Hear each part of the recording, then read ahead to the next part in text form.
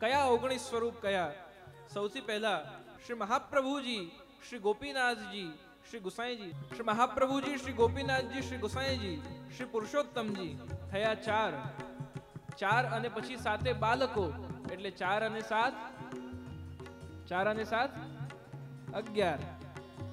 ત્યારબાદ શ્રી શ્રીનાથજી 12 અને શ્રીનાથજી સહિત 7 સ્વરૂપ. કેટલા થઈ ગયા? 12 અને 7 19. આ 19 સ્વરૂપ, 7 સ્વરૂપ એ જ શ્રીનાથજી. શ્રીનાથજી એ જ 7 બાલક, 7 બાલક એ જ મહાપ્રભુજી. બધા એક જ સ્વરૂપ છે. શ્રી ગોપાલદાસજીના શબ્દોમાં કહીએ તો શ્રી વલ્લભ કલ્પદ્રુમ ફલ્યો, ફલ લાગ્યો વિઠ્ઠલેશ, શાખા સબ બાલક ભય, તાકો પાર ન પામે શેષ. વૃક્ષમાં બીજ તું, બીજમાં વૃક્ષ તું. જ્યાંથી પ્રારંભ કર્યું આપણે આજે, महाप्रभु जी बीज हैं, तो उस बीज पर लगने वाला फल, उस फल के अंदर भी बीज ही है, उसको नकारा नहीं जा सकता है.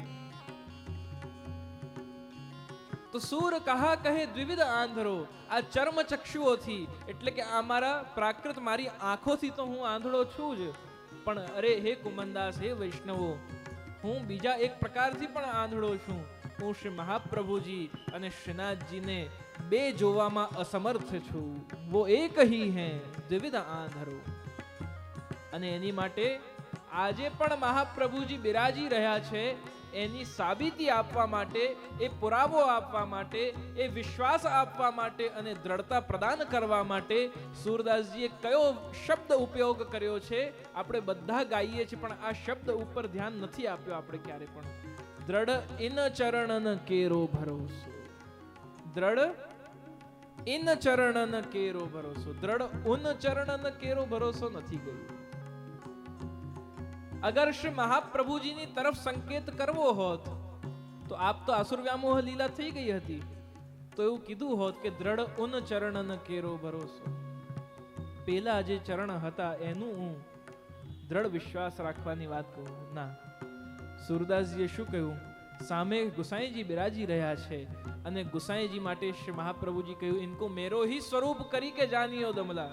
એવા શ્રી ગુસાઈજીના ચરણ તરફ શ્રી ગુસાઈજીને વિનંતી કરતા ભાવથી શ્રી સૂરદાસજીએ ઈશારો કર્યો કે હે કુંભનદાસ, દ્રઢ ઇન ચરણન, આ સામે જે ચરણ બિરાજે છે એનો દ્રઢ વિશ્વાસ કરી લેજે, અન્ય કોઈ સાધન કરવાની જરૂરત નથી.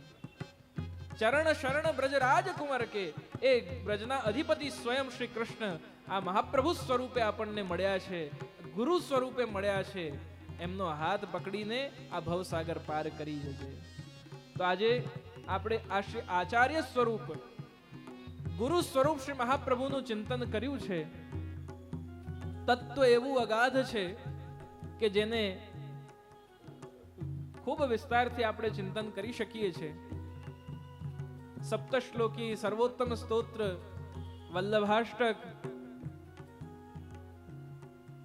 વલ્લભ સાખી, સાથે જ મૂલ પુરુષ આદિ કેટલા ગ્રંથો, વલ્લભ દિગ્વિજય શ્રી મહાપ્રભુજીના ચરિત્ર અને તત્વનું દર્શન આપણને કરાવે છે. એ બધા ગ્રંથોનું ચિંતન આપણે કરી શકીએ છીએ, પણ સંક્ષિપ્ત સમયમાં જે શ્રી મહાપ્રભુજીના સ્વરૂપના તત્વને ઓળખવાનું છે, એ તત્વ કોણ છે?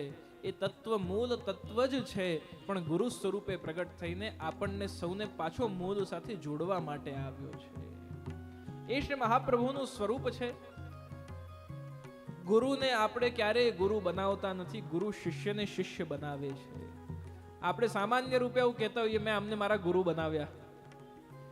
આપણે કોઈની પાસે બ્રહ્મ સંબંધ લઈએ, દીક્ષા લઈએ તો કહીએ કે मैंने इनको मेरे गुरु बनाए हैं. अरे भैया, आपने गुरु नहीं बनाए, गुरु ने आपको शिष्य बनाया है.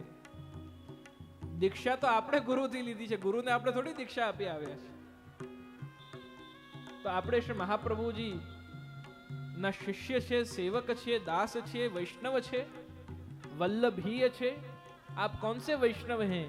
आप श्री वैष्णव हैं, आप माध्व वैष्णव हैं, आप गौड़ीय वैष्णव हैं, आप निम्बार्की वैष्णव हैं, आप कौन से वैष्णव हैं? आप वल्लभीय वैष्णव हैं. कोई तमने पूछे તમે કયા વૈષ્ણવ? વૈષ્ણવ ઘણા પ્રકારના. हम कौन से वैष्णव? हम वल्लभीय वैष्णव, हम महाप्रभु जी के वैष्णव हैं।